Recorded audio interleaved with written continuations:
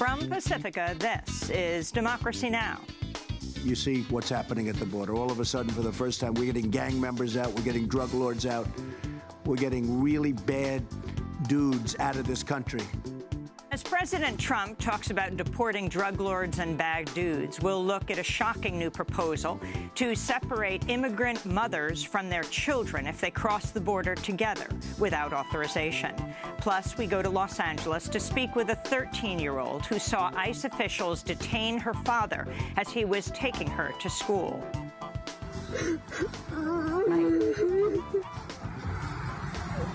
And then we look at the mystery behind Russia's role in the 2016 U.S. presidential election. The President of the United States is accusing the former president of wiretapping him. I think that this is, again, something that if this happened, Martha, If. I agree. As President Trump accuses President Obama of wiretapping him, FBI Director James Comey takes the unusual step of asking the Justice Department to refute Trump's unsubstantiated claim. We'll have a debate. All that and more coming up.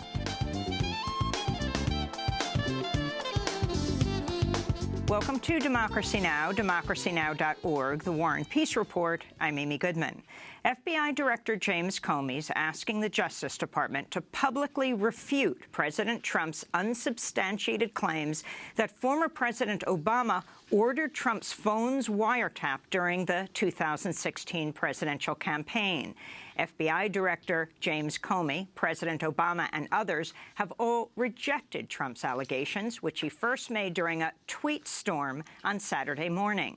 Trump began by tweeting, "Terrible. Just found out that Obama had my wires tapped in Trump Tower just before the victory. Nothing found. This is McCarthyism," unquote. He then went on to tweet, "How low has President Obama gone to tap my phones during the very sacred election process? This is Nixon Watergate. Bad or sick guy!" Exclamation point. Trump has called for a congressional investigation, and the White House is standing by the allegations, even though it has not been provided evidence to back them up. This is Trump spokesperson Sarah Huckabee Sanders speaking to Martha Raddatz on ABC's This Week, Sunday. Look, I think he is going off of information that he's seen that has led him to believe that this is a very real potential. And if it is, this is the greatest overreach and the greatest abuse of power that I think we've ever seen, and a huge attack on democracy itself. And the American people have a right to know if this took place. It appears the, quote, information Trump spokesperson Sarah Huckabee Sanders is referring to is a Breitbart article that's been circulated within the White House. The article draws on a Thursday report by the far right-wing radio host Mark Levin, who claimed without evidence that Obama submitted a request to the secret FISA court to tap Trump's phones at Trump Tower. Both Democratic and Republican lawmakers, including Florida Senator Marco Rubio, say they've seen no evidence supporting these claims. This is California Democratic Congresswoman Nancy Pelosi. This is, it's called a wrap-up smear. You make up something, and then you have the press write about it, and then you say everybody's writing about this charge. It's a tool of an authoritarian to just have you always be talking about what you want them to be talking about. The Intercept reports that as President of the United States, Trump has the power to declassify surveillance records, meaning if his wiretapping claims were true, he could prove it immediately. Trump's wiretapping claims come amidst continued scrutiny over Trump associates' communications with Russian officials during the 2016 campaign. On Friday, Attorney General Jeff Sessions said he'll address lawmakers' questions about his communications with Russia's ambassador last year. All 9 Democratic senators on the Senate Judiciary Committee have asked Committee Chair Chuck Grassley to bring Sessions back for another hearing amidst allegations he lied under oath in his first testimony. The Wall Street Journal is reporting Sessions used Trump campaign funds for the trip to the Republican National Convention where he spoke with the Russian ambassador. Sessions has recused himself from the investigation into Russian interference in the 2016 presidential campaign. The Washington Post reports Trump was furious that Sessions recused himself. On Tuesday, the Senate Judiciary Committee will hold confirmation hearing for Rod Rosenstein for Deputy Attorney General. who, if confirmed, would take over the investigation into Russian interference in the U.S. election and any links between Russian officials and Trump's associates. We'll have more on Trump, Russia, and the wiretapping claims later in the broadcast. The Trump administration's continuing further measures to crack down against immigration and immigrants currently living in the United States. Reuters is reporting the Department of Homeland Security is considering a new proposal to separate mothers from their children if they're caught trying to cross the border together. Currently, families are detained together and are supposed to be released from detention relatively quickly, after which they can continue living in the United States while their deportation or asylum cases are processed. But under the new proposal, families would be separated, mothers would be detained, their children would be placed temporarily in the custody of the Department of Health and Human Services. The consideration of the proposal comes as federal immigration agents continue to detain people nationwide, including in Los Angeles, where last week ICE agents tore a 13-year-old girl away from her father, who was detained by ICE agents as he was driving her to school. On Saturday, Mexico opened legal centers at all 50 consulates across the United States in efforts to defend Mexicans from Trump's deportation crackdown.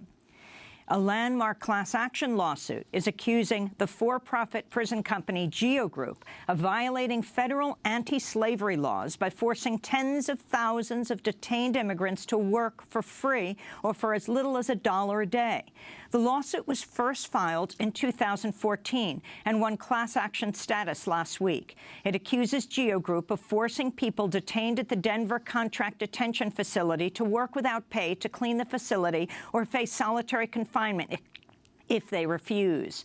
It also accuses Geo Group of breaking Colorado's minimum wage laws by paying only $1 a day for other work carried out by prisoners inside the jail.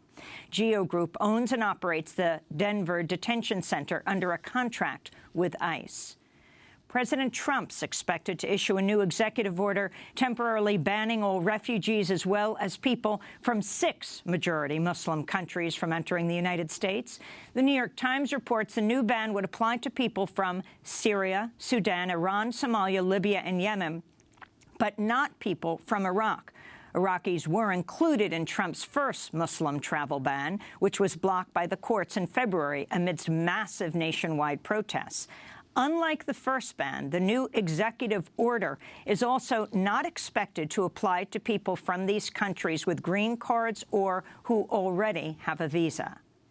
In California, a federal court in Santa Ana is slated to hold a hearing today on the case of an Afghan couple and their children who lawyers say were detained illegally at the Los Angeles International Airport Tuesday and have since been held without justification. Lawyers say Customs and Border Protection agents detained the couple and their young children, including their 8-month-old infant, even though they all had valid visas to enter the United States. The International Refugee Assistance Center says the family received special immigrant visas because the father had worked for the U.S. government in Afghanistan. After reportedly being detained in isolation without access to lawyers, the family was then separated and sent to separate detention facilities where they remain incarcerated. In Kent, Washington, police are investigating the shooting of a 39-year-old sick man who was cleaning his car in his driveway Friday when a man approached, began calling him names, told him to, quote, "go home to your country," and then pushed him to the ground and shot him in the arm. The man is a U.S. citizen, originally from Punjab, India. He survived the attack, which police are investigating as a possible hate crime. In Oklahoma, 3 Muslim students were asked to fill out an Islamophobic questionnaire while trying to meet with an Oklahoma lawmaker at the state capitol last Thursday. The Council on American Islamic Relations says questions reflected intentionally distorted ideas about Islam, including one that read, quote, "The Quran, the Sunnah of Muhammad, and Sharia law of all schools say that the husband can beat his wife. Do you beat your wife?" unquote. The students were seeking to meet with Oklahoma State Congressmember John Bennett, who in 2014 called Islam a, quote, "cancer in our nation that needs to be cut out," unquote. The New York Times reports over the last 6 weeks, the Trump administration has rolled back more than 90 regulations that benefit Wall Street banks, and gun sellers, coal, oil, and gas companies, and other corporations. The Times calls the rollback, quote, one of the most significant shifts in regulatory policy in recent decades, unquote. In many cases, the regulatory rollbacks have come after the direct requests of lobbyists or trade industry groups. Trump's administration is expected to continue eliminating more regulations in the coming days and weeks, including rolling back rules that limit car pollution. Small crowds turned out for a nationwide day of pro-Trump demonstrations Saturday. At many of the estimated 28 protests, the pro-Trump demonstrators were met by counter-protesters. In Berkeley, California, clashes broke out between anti-fascist protesters and the pro-Trump protesters, some of whom showed up armed with knives and batons and wearing helmets and gas masks. In New York City, about 40 pro-Trump demonstrators rallied near Trump Tower. I'm not going to give you my last name, but there's a lot of misinformation going around. Everything I've seen, I watch all of Donald Trump's speeches, all of his rallies, and everything I hear afterwards it's so washed up. That's why I like that he reaches to the people directly, whether it be through Twitter, whether it be through doing like 3 rallies a day when he was campaigning. There's so much misinformation going on. They're clearly rooting for one side. And if you actually follow what he's doing, if you actually follow his intentions, there's no racism, there's no fascism. There's just a guy that's concerned for his country, and he's doing something that he feels is the right way. The Pentagon's ramping up its military operations in Yemen. On Thursday and Friday, the U.S. carried out more than 30 airstrikes. That's compared to 36 airstrikes the U.S. carried out in all of 2016 in Yemen. The Pentagon says the strikes were targeting al-Qaeda in the Arabian Peninsula. They come after a botched ground raid on a Yemeni village in January that left 25 civilians and 1 U.S. Navy SEAL dead. The United Nations Special Rapporteur on Torture has accused the Mexican police forces of widespread use of torture, including sexual violence, electric shocks, beatings, and asphyxiation. The new report says that torture is routinely used to gain confessions and says the practice is part of the widespread impunity in Mexico. The state of Arkansas is planning to execute 8 men within a 10-day period in April, which would be an unprecedented rate of executions in modern U.S. history. Arkansas has suspended executions since 2005 amidst challenges in acquiring lethal injection drugs and lawsuits over the drugs used. Arkansas says it's rushing the executions because the state's supply of the sedative midazolam will soon expire. The drug has been linked to painful botched executions in Alabama and other states. In January, an Ohio judge ruled Ohio's lethal injection process was unconstitutional because its use of a midazolam. And a new United Nations report has criticized the United States government over its handling of the $3.8 billion Dakota Access Pipeline, which has faced massive resistance from the Standing Rock Sioux Tribe of North Dakota, as well as members of hundreds of other Native American nations and their allies.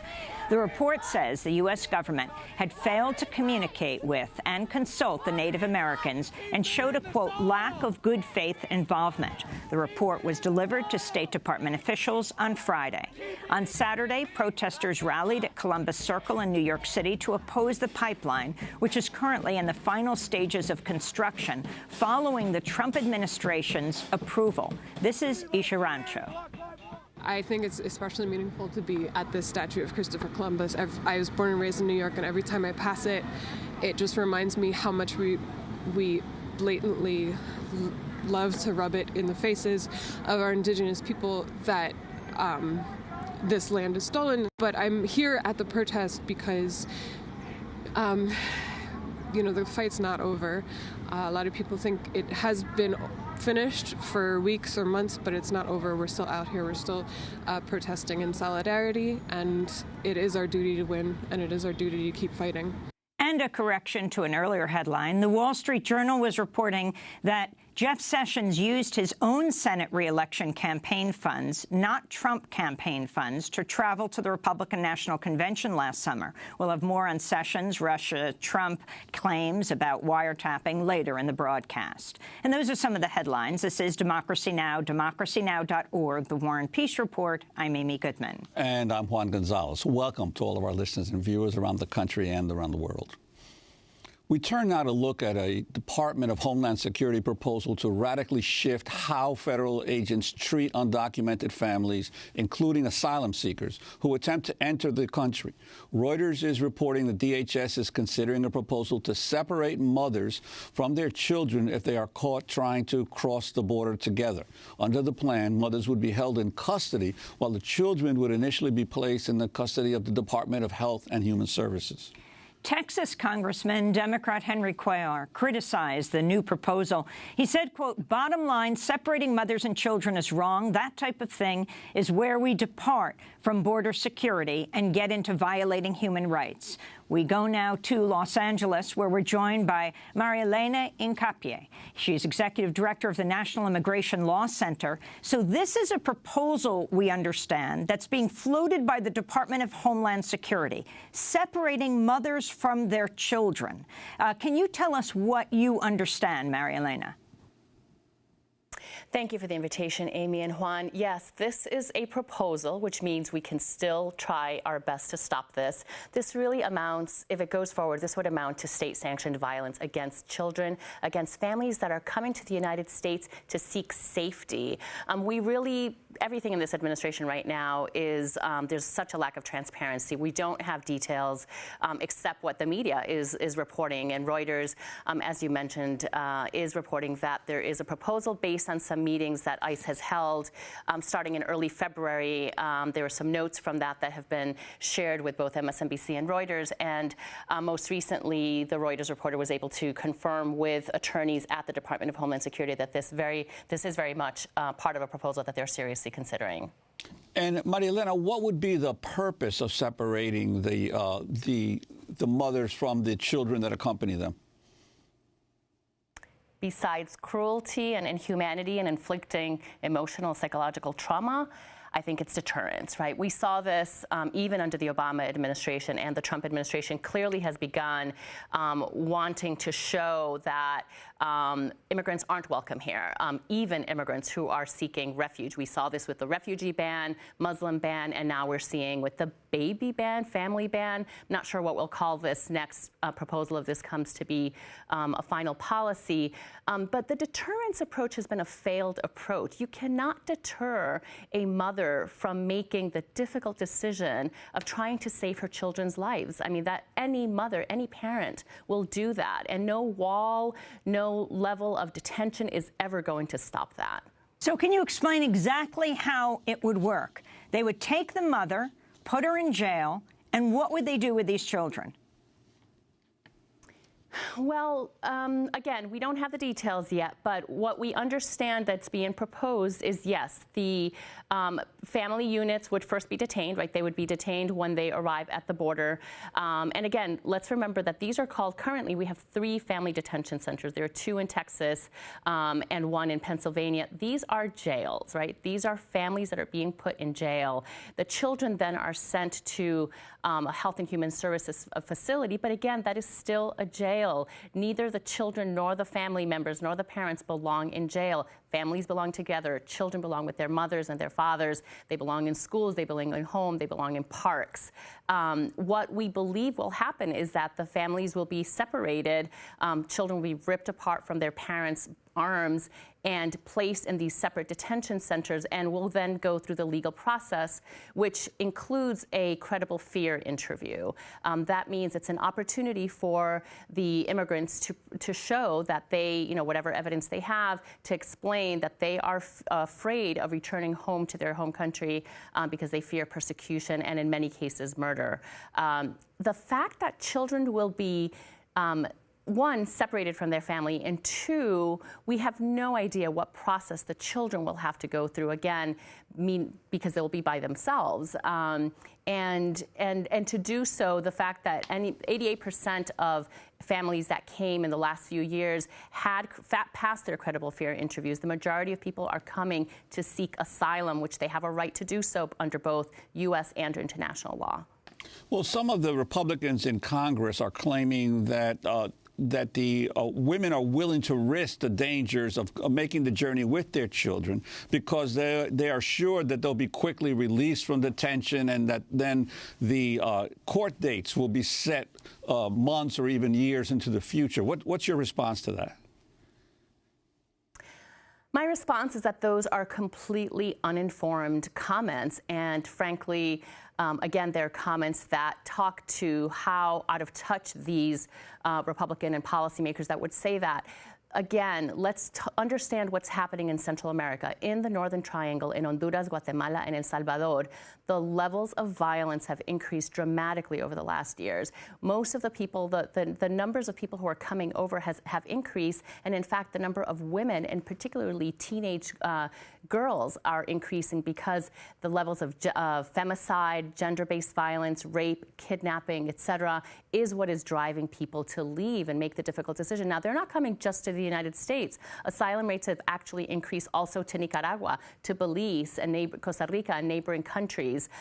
So the fact that a mother or a father would make the difficult decision to come to the United States and make the journey either by foot or on the bestia, on the train, 5, 10, 20, 25 days, that is not a decision that a parent makes lightly. And so these policymakers that claim that people are coming here just because they think they're going to be able to get detained briefly and then go into the community are completely uninformed. And lastly, I'll also say that they should be released immediately, right? Once they are initially detained and have the opportunity to prove, right, through a credible fair interview that they are seeking asylum, they should be detained. They should be released, not kept in detention. Now, we should be very clear that under President Obama, who presided over more deportations than any president in history, though families were not supposed to be detained, women and children, for more than 21 days, we documented many times that they were held well over a year being moved from one deportation center to another. But I wanted to ask you about the Muslim ban that's expected to be handed down perhaps today, a new Muslim travel ban. Your organization, Marilena, was among the first to file a lawsuit against it. Can you talk about it and what we expect to see today, dropping Iraq from the 7 countries to 6 and saying current visa holders and green card holders will be allowed to stay in the United States? Sure. Thanks, Amy. Yes, we're hearing that the Muslim 2.0 ban might be released as early as noon Eastern time. We expect that, what the administration has said is that they've tweaked it. We do understand that they are removing Iraq from it. Any level of tweaking is not going to fix the constitutional challenges that this executive order has.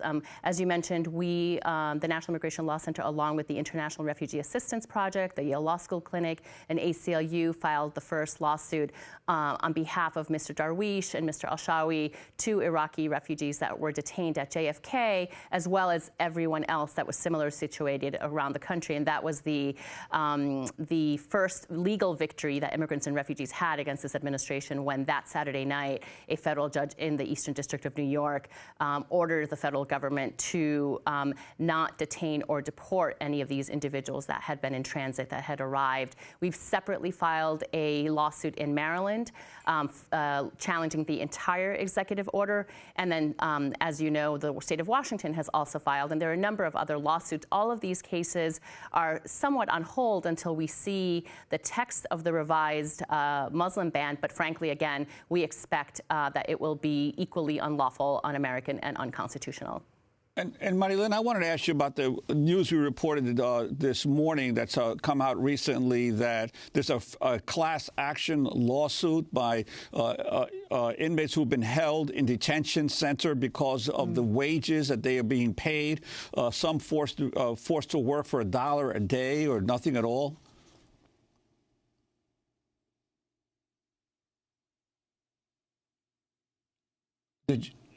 I just lost audio.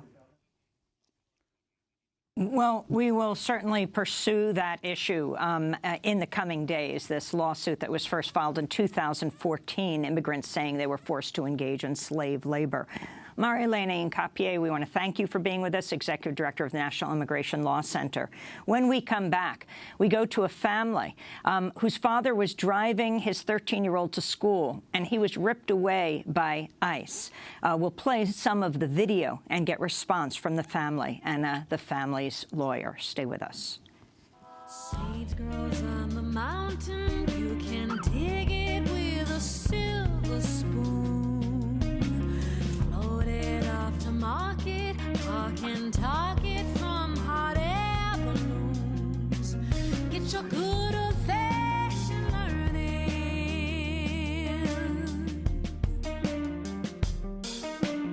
Hear the bell in summer's ending underneath the apple tree. Time to choose a branch and build your nest of animosity. Now we're really, really learning. It's been hard to go outside, growing good and act happy, and pretend that the ivy vines didn't weigh our branch down. It's been hard to go outside, but we're finally happy. When the sage on the mountain now is a planter of them all.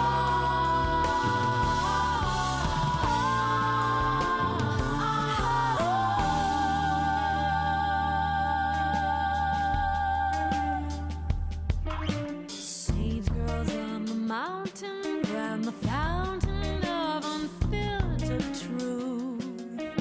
Someone's locked the well, you might contaminate their points of view and the taste of high-class feelings.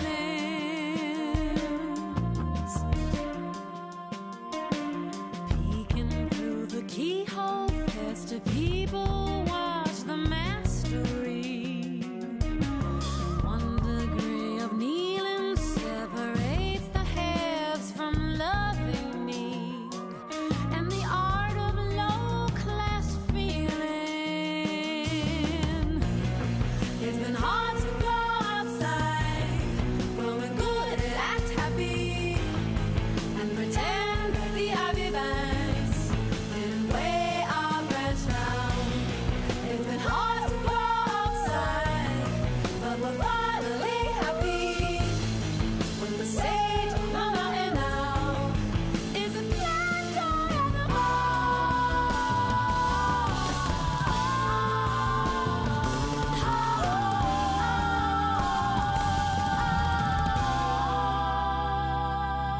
Ebony and Ivy by Esperanza Spalding. This is Democracy Now!, DemocracyNow.org, the War and Peace Report. I'm Amy Goodman with Juan Gonzalez. In our next segment, we'll be looking at the mystery behind Russia's role in the 2016 U.S. presidential election. As President Trump accuses President Obama of wiretapping him, FBI Director James Comey takes the unusual step of asking the Justice Department to refute Trump's unsubstantiated claim. We'll get the latest on that. But first, we're going to look more at Trump's immigration policies. Juan? Well, last month, President Donald Trump called his deportation plans a, quote, military operation during a meeting last month with the manufacturing CEOs. You see what's happening at the border. All of a sudden, for the first time, we're getting gang members out. We're getting drug lords out. We're getting really bad dudes out of this country, and at a rate that nobody's ever seen before. And they're the bad ones. And it's a military operation because what has been allowed to come into our country, when you see gang violence that you've read about like never before and all of the things, much of that is people that are here illegally. And they're rough and they're tough, but they're not tough like our people. So we're getting them out. But while President Trump talks about deporting drug lords and bad dudes, we turn now to a case in Los Angeles where ICE officials tore a child away from her father as he was taking her to school. On Tuesday morning, Romulo Avelica Gonzalez and his wife were driving their 13-year-old daughter Fatima to her school in the northeast Los Angeles neighborhood of Highland Park just after dropping off their younger daughter. Then 2 black unmarked vehicles approached the family's car. Fatima captured part of the arrest on her cell phone, in which she can be heard sobbing as ICE agents arrest and detain her father. He has lived in the United States for more than 2 decades and is the father of 4. In a statement, ICE defended its actions, saying Avelica Gonzalez had a DUI in 2009 and an outstanding order of removal from 2014. The family says he was less than 2 blocks away from the school at the time of the arrest. Immigration attorneys and advocates fear the arrest signals a shift in ICE's long-standing policy against conducting enforcement activities at so-called sensitive locations like schools, churches, and hospitals. Avelica Gonzalez's arrest comes amidst growing fears of mass deportations under President Trump. For more, we're going to Los Angeles, where we're joined by 2 guests. Jocelyn Avelica is the daughter of Ramilo Avelica Gonzalez. He was detained by ICE agents when dropping off Jocelyn's sister, 13-year-old Fatima, at the school. And Emmy McLean is with us, an immigration attorney for National Day Labor Organizing Network, who's assisting the Avelica Gonzalez family. We welcome you both to Democracy Now! Jocelyn, can you tell us what happened when your parents were taking your sister to school? Describe the scene as, and then we're going to play a clip of the video that was taken from the car. Okay. Well, my parents, when they were taking my sisters to school, my sister who took the video, Fatima, she noticed that there was a car in the corner of our street. She said the windows were tinted, but she didn't think anything of it. So when they were on their way to drop off my youngest sister, they left her and then they made a right. And once they made that right, my dad figured out that they were being followed and that it was ICE. My dad knew it was ICE. And as soon as he found out, they put little lights and so he can stop. And my dad was really scared. He didn't know what to do. And so eventually when he stopped, then that's when my sister started crying and they told him, what's your name? And you have a deportation. And when they... I wanted to play, Jocelyn, the video. Who took this video? My sister, Fatima. Fatima was sister, actually... she's 13 years old. So she's filming, and let's just listen.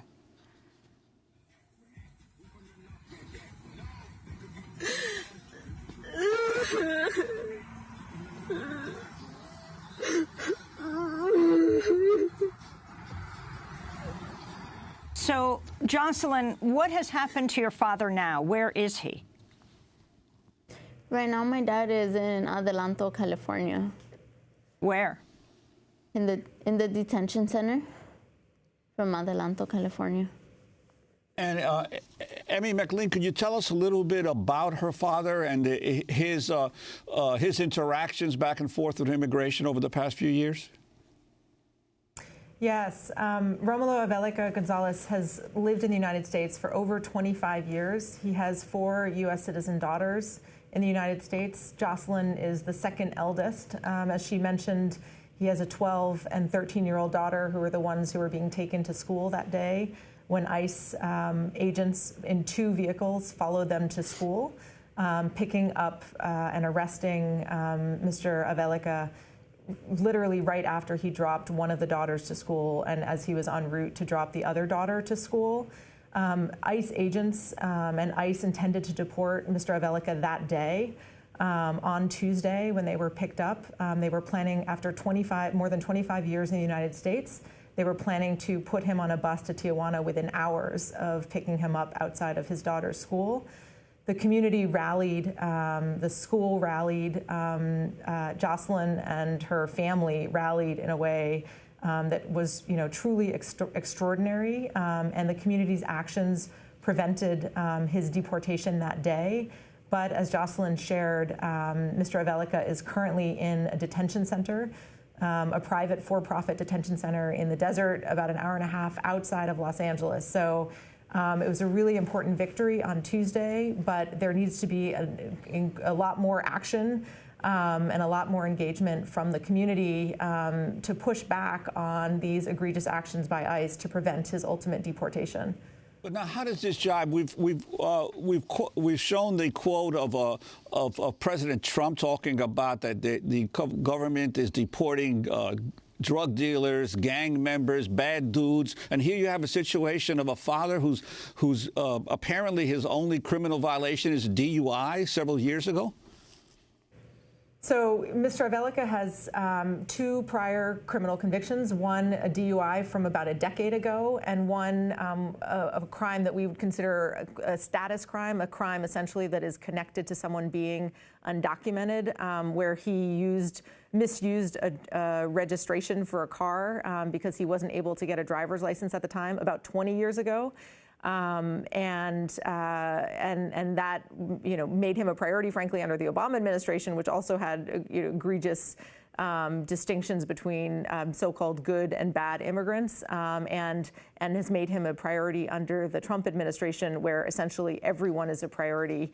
Any distinction is not a real distinction. And part of why it has been so important to have the community rally around Romulo Avelica Gonzalez's case is to demonstrate that no one is disposable, that we need to contest every single case, that we need to fight back against these kinds of deportations and this kind of rhetoric and propaganda that's coming from the mouth of the president. I was at the Museum of Natural History yesterday, and I was talking to someone who was telling me about teachers, and I hear this all over now about teachers, whether they're in Boston, Philadelphia, Washington, around the country, is that kids are now afraid to come to school, that undocumented families are holding their kids back, fearful that something like this will happen, that you do one arrest like this, and it sends the message that Trump wants to send around the country. Your thoughts on this, Emmy? Yeah, I mean, I think that's one of the struggles with this case. It's gotten an extraordinary amount of attention, which, Jocelyn can share how that has really energized her father and energized her family, the amount of people that are fighting back. In some ways, that can have the kind of deterrent effect that we know that Donald Trump wants. We know that he wants, as we heard in some of the previous stories, to make people afraid of coming to the United States, to make this country unwelcoming of immigrants. And a case like this, getting the kind of attention that it's got, can have that effect unless we use this case to fight back, unless we refuse to be desensitized to the kind of horror and trauma that we see in the video that Fatima shot, unless we use that as an opportunity to mobilize and to fight back and to say, not in our backyards, not in our cities, not in our community, not in our country. We are going to not be complicit in this kind of brutal immigration enforcement actions from this administration or any administration. And Jocelyn, could you talk about the impact on your family of your father now being in detention, taken away from you, and also your reaction to the support you've gotten from the community and from advocates? It's been amazing, the whole community, how they came together, and that's really important. I think as a community coming together, we will win and we will be victor. We will have a victory in this. And my family, we are truly blessed to have all of this going on. When we feel drained, when we feel like we can't go on, we hear my dad's voice. And once we hear my dad's voice, we want to do so much more, and we want this to help other families also be able to speak out, do not stay in the shadows, speak out, and also have a plan. And I think this is making my family so much stronger. Although my sisters, this has affected them in so many ways. They were they're in Students Run LA, and they had a 22-mile on Saturday. And they had to run 22 miles, and they were crying the day before to my mom, saying, I don't want to go. I don't want to go, because my dad was always the one cheering them on there. My dad was always, we're going to take the bikes, and we're going to, after that, we can ride bikes. And they're going to do the LA Marathon for my dad. So the run is going to be for my dad, release Romulo. And, but I see their face every day, and I know they're not the same. My sisters are not the same. But this is why we're fighting. We're fighting for our family back, and we're fighting so that other families can also reach out. And we're not going to let Trump win in this. We're going to stick together as a community, and we're going to do anything possible to have my father back, and so others can also so they can feel like they have the support. Well, we want to thank you for being with us, Jocelyn Avelica. Jocelyn, how old are you? 19 years old. And can you see your dad in jail now? Right now we haven't gone to visit him, but we can go. But because there's a case of the chicken pox right now, so we haven't been able to go. But as soon as that gets cleared up, we're going to go see my dad. Jocelyn Avelica. There's a quarantine in the facility, and they haven't lifted it, so it has been very difficult for the family. There's a quarantine in the jail, so all the prisoners like her dad are being exposed to this?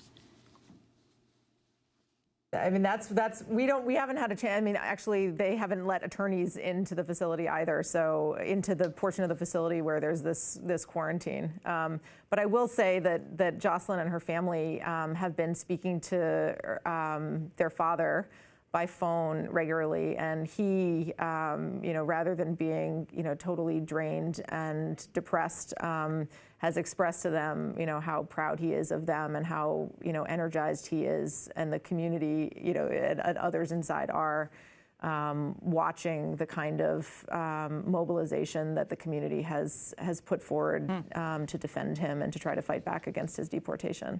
So he's brought into a sick facility. And he's quarantined there. Emmy McLean, yes. I want to thank you for being with us with the National Day Labor Organizing Network. And thanks so much to Jocelyn Avelica, the daughter of Romulo Avelica Gonzalez. And we'll continue to follow your dad's case. This is Democracy Now! When we come back, we look at Russia and the Trump administration. Stay with us. I'm the real thing. They say I'm the real thing. I sound like the real thing. Singing real loud like the real thing. Making him proud like the real thing. I come from the land of slaves. Let's go Redskins, let's go Braves. You want the truth in tones? Dig this dirt and sift out the bones. They said I'm the real thing. I sound like the real thing. Jokes on you, all askew. Heard my name in Timbuktu. Now I got it all mangled. Cut it out, it's all tangled. Star Spangled. You got what you got, but you are simply not. Aren't you tired of this game and all the emptiness of your fate? You can't hold tight to what you have, cause there is nothing there to grab. Now life is a shadow of the thought. You never did have what you thought you got. Oh, I'm the real thing. Water if water is wet. Don't have a penny, I look good in debt. Red, white, blue course through my veins. Binge and purge the USA. Real Thing by Tune Yards here on Democracy Now!, democracynow.org, The War and Peace Report. I'm Amy Goodman with Juan Gonzalez. Well, the ongoing mystery of Russia's role in the 2016 U.S. election took an unexpected turn early Saturday morning when President Trump took to Twitter, writing, quote, "Terrible. Just found out that Obama had my wires tapped in Trump Tower just before the victory. Nothing found. This is McCarthyism," unquote. Trump went on to tweet, "How low has President Obama gone to tap," spelled T-A-P-P, "to tap my phones during the very sacred election process? This is Nixon Watergate. Bad or sick guy," unquote. President Trump offered no evidence, but within 24 hours he called on lawmakers to probe Obama's actions. On Sunday morning, Trump spokesperson Sarah Huckabee Sanders defended the remarks to host Martha Raddatz on ABC's This Week. The President of the United States is accusing the former president of wiretapping him. I think that this is, again, something that if this happened, Martha, If. I agree. Why is the president saying it did happen? Look, I think he is going off of information that he's seen that has led him to believe that this is a very real potential. And if it is, this is the greatest overreach and the greatest abuse of power that I think we've ever seen, and a huge attack on democracy itself. And the American people have a right to know if this took place. It appears the information Trump spokesperson Sarah Huckabee Sanders is referring to is a Breitbart article based on a claim by the far right-wing radio host Mark Levin. On Meet the Press, host Chuck Todd interviewed President Obama's Director of National Intelligence, James Clapper. I can't speak officially anymore, but I will say that for the part of the national security apparatus that I oversaw as DNI, there was no such wiretap activity mounted against the president-elect at the time, or as a candidate, or against his campaign. I can't speak for other Title III authorized entities in the government or a state or local entity. Yeah, I was just going to say, if the FBI, for instance, had a FISA court order of some sort for a surveillance, would that be information you would know or not know? Yes. You would be told this. I would know that. If there was a FISA court order on something like this. Something like this, absolutely. And at this point, you can't confirm or deny whether that exists? I can deny it. There is no FISA court order? Not to my knowledge. Of anything at Trump Tower? No. During the same interview, James Clapper said he's seen no evidence of collusion between members of the Trump campaign and the Russians. Meanwhile, the New York Times is reporting FBI Director James Comey has asked the Justice Department to publicly reject Trump's assertion that Obama ordered the tapping of Trump's phones. The Times described Comey's request as a, quote, remarkable rebuke of a sitting president, unquote. This all comes just days after Attorney General Jeff Sessions recused himself from any investigation into last year's presidential campaign following reports he met twice with Russia's ambassador to the U.S. while serving as a campaign surrogate for Donald Trump. To make sense of what's happening, we're joined by two guests who will not agree on most anything on this issue. Attorney Scott Horton, lecturer at Columbia Law School, contributing editor at Harper's Magazine, and Robert Parry, veteran investigative journalist and editor of the website consortiumnews.com. His latest article, The Politics Behind Russiagate.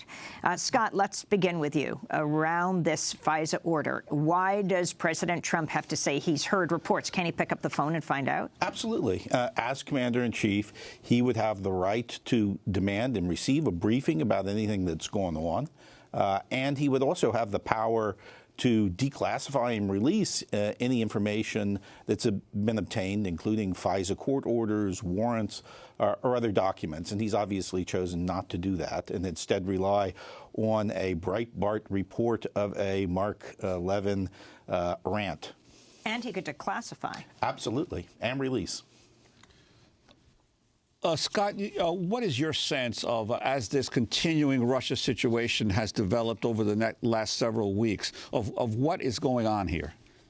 Well, I think there's growing pressure for a probe of Russian activities in the election within Congress. I think it's gathering support from more leaders of the Republicans. I think it's more difficult for the Republican leadership to push back against it. I think what we see right now is an attempt by President Trump to derail all that and change the agenda to another issue. Now, I have to note, if you look at General Clapper's statement, it was very carefully phrased. I mean, so he said no FISA court order of this type of the Trump Tower. And I think that there is something in the background that the media is so far not doing a good job of reporting and covering. And there is a FISA court order. But to be clear, it's not an order that directed tapping of Trump Tower or Donald Trump. Rather, it's an order that was issued on October 15th, has not been reported in the U.S. media, has been reported in Europe more extensively, and it's in connection with a counterintelligence investigation that's been going on since last summer that targets not Donald Trump, but 5 individuals who have or at one point did play some role in his campaign and their dealings with people who are suspected to be Russian intelligence operatives. Tell us more about that. Well, we don't know much about it because the entire process surrounding FISA court proceedings is secret. But when you see the Foreign Intelligence Surveillance Act Court. Act Court. And, you know, to obtain that order, a judge had to review an application that justified it and had to find that there was probable cause to issue the order. Now, all the judges of the FISA court are Republicans. In fact, they were all selected by Chief Justice Roberts, and they're all people very much like him. So for a FISA judge to have authorized this is quite something. I think we saw Lindsey Graham hinting at that in the past. And when we see reports previously about intercepts of communications and what they may or may not said, that's all coming out of this investigation. Well, Bob Parry, you've written that there is no there in this issue of all of the hullabaloo that we've seen in the press over Russia and Trump. Could you expound on that and give us your take? Well, I'm not sure there's no there. What I'm saying is that so far, the Obama administration, and as far as we know, what's happened since then with some of the holdovers from the Obama administration, they've not presented the real evidence to show that there was this effort by the Russians to leak this material or hack this material and provide it to WikiLeaks. WikiLeaks has flatly denied that they received this information from the Russians. They've indicated there were apparently 2 American insiders who they believe would have been the sources of this information. So what you've got is a lot of ifs going on, not just the ifs that President Trump has put out through his tweets, but also now there's also a lot of ifs about what happened initially. So we have a situation where Washington has kind of gone nuts, where there hasn't been the kind of evidence presented on anyone's part that convinces me or a lot of other people that have looked at this, including former people from the National Security Agency, people like William Binney.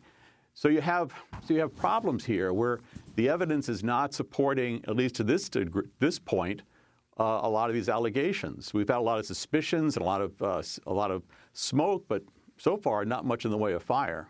And you've also raised that Russia is increasingly being made the boogeyman, not only by those on the right, but many on the left who were either supporters of President Obama or were progressives who ended up supporting Hillary Clinton, that you feel that there's an unnecessary heating up of a new Cold War.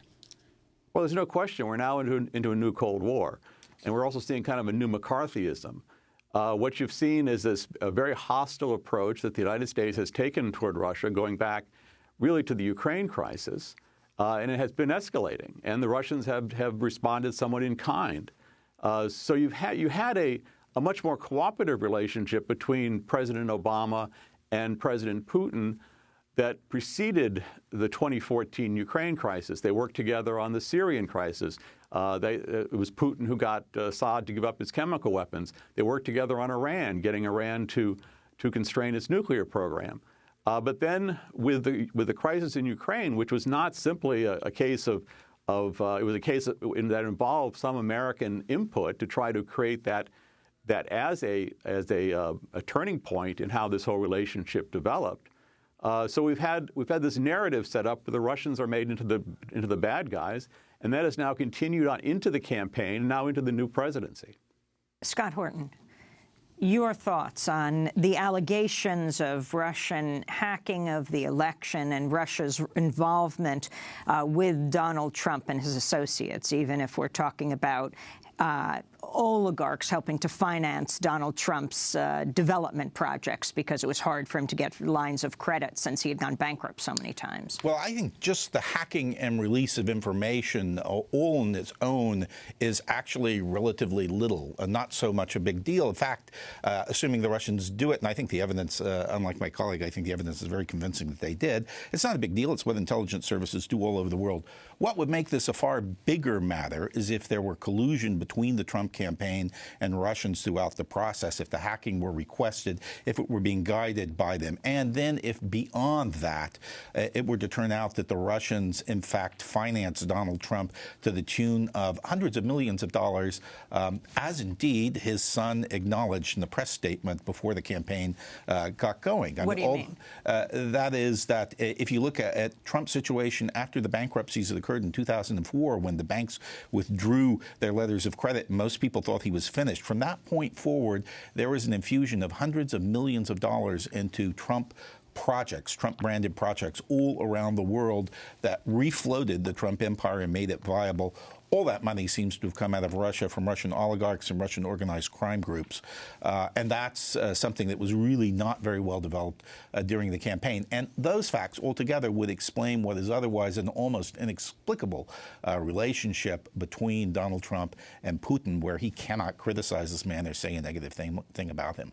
Well, Bob Perry, you're famed for your investigative reports, and you said that, unfortunately, in journalism today, there's a lack of real investigative reporting. It's basically who can get the first leaks from which branch of which intelligence agency in the government. What do you think is lacking in terms of the kinds of investigations that journalists should be using? What about this whole issue of the long-term economic relationships that may have existed between Trump and Russian oligarchs?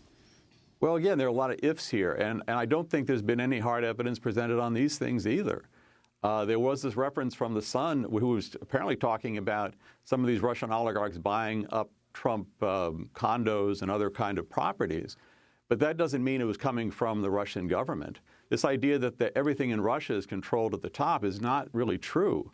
It's a large country like ours is, and there are many different factors and factions that operate. So to pretend that we all know this is somewhat misleading, and there's a huge amount of this whole question of if. We're at a very dangerous point here, where there's a real possibility of a crisis between the United States and Russia, and instead of anything that's been very serious or hard in terms of evidence, we've been dealing with suppositions. And as Scott says, even if the Russians did somehow get this information to WikiLeaks, the information itself was all accurate. It dealt with things that were relatively significant in terms of what we would know about how the Clinton campaign was operating. But it was not decisive in any way to the election. Hillary Clinton herself blamed James Comey for his reopening of her investigation into her email situation as the principal cause for her defeat. It wasn't the Russians. Scott Horton. Well, I think any election in which the man who was second past the post wins and is installed as president, and a shift of 40,000 votes would have dramatically affected the outcome. Any of a number of hundreds of things could have caused a change in the election. I think what we've seen here, and I agree with Bob Perry on this, is a really dramatic failure of inquiry by the press during the election, failure to develop a number of really important issues relating to Trump and the Trump campaign, but there's no reason not to fully explore and develop them right now. And I think in the end, if everything goes in the direction I think it's going to go, this would be the end of the Trump presidency. And you've also said, haven't you, that you would agree with Bob Perry on the general outlines of the criticism of the U.S. policy toward Russia, that there's been much more aggressive posture by the United States in interfering in affairs close to the Russian borders. Yes, I agree. So, I mean, I think the U.S. made grave mistakes in the way it expanded NATO into the region and the way it interacted with Georgia, for instance, before the war in 2008. But that's another set of questions. And I think the confrontation we're looking at from Russia today is not the old Cold War kind of confrontation with nuclear weapons and armored divisions. It is a very aggressive policy of intervention and engagement in Western politics and Western elections. It's not just in the United States. It's going on today in France and Italy and Germany, and following the same shadow, the same profile in almost every single country. We're going to continue this conversation and then post online at democracynow.org. Scott Horton teaches at Columbia Law School, writes for Harper's Magazine, and Bob Perry writes for Consortium News, and we'll link to his piece there. That does it for our show. Democracy Now! Is produced by Mike Burke, Nermeen Sheikh, Carla Wills, Laura Gottesdiener, Dina Guzder, Sam Alcoff, John Hamilton, Robbie Karen, Hani Massoud, Sharina Nadura, Andre Lewis, Mike DeFilippo, Miguel Noguera, and Paul Huckabee, our engineers. Special thanks to Becca Staley, Julie Crosby, Hugh Grant, David Prude, Ariel Boone, Vesta Godars, Anthony Manzo. I'm Amy Goodman with Juan Gonzalez for another edition of Democracy Now!, democracynow.org. Also, check out our website. We have a full-time social media fellowship. Check out the details at democracynow.org. Thanks for joining us.